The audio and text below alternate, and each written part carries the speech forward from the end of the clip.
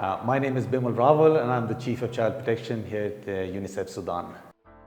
Children are primarily imitating adults. So we need to be role models that they can imitate. We need to practice what we preach. We say one thing and then we do the other, exactly the opposite thing. We cannot be sending conflicting information or messages to children. So we need to demonstrate by our action the positive role model that we want our children to be. The child is looking at the way you speak, the words you use, your body language, the way you interact with the child. Those things are really, really important skills to have. And therefore, when you're communicating with children, please ensure that you communicate in a way that the child understands. As adults, lots of times we engage in adult-splaining. We somehow believe that we know what is in the best interest of the child, and instead of letting the child speak, we speak on behalf of the child.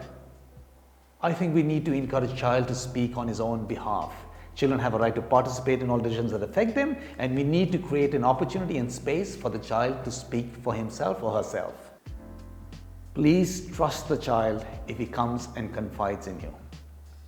No matter what the child says, please believe what the child says. We are not investigators. We are basically listening to what the child says. And if we question the child, we think he's lying to us, then we are breaking trust. And once you've broken that trust, the child will not come and speak to you again. If you hear anything, if you see anything, or if the child comes and discloses any form of abuse, it's mandatory for us to report. We are not investigators. We are mainly reporting, and that's mandatory. No adult can engage in any sexual activity with a child. And for us, a child is anybody under the age of 18 years old.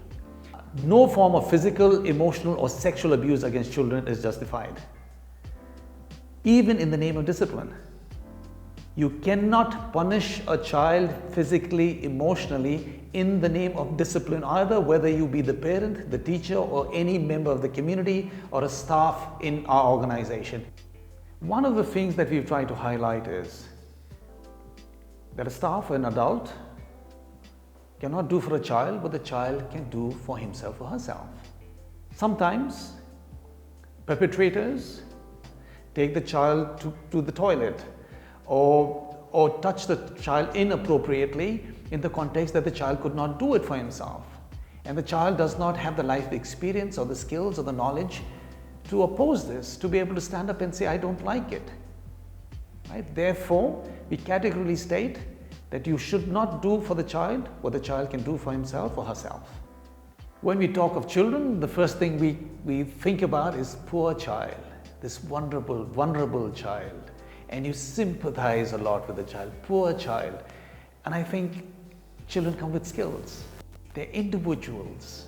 They have assets, they have strengths, they have capabilities. So we need to empathize with the situation that the child is going through and not sympathize. We need to be able to put ourselves in the shoes of the child and empathize with what he's going through rather than sympathize with the child.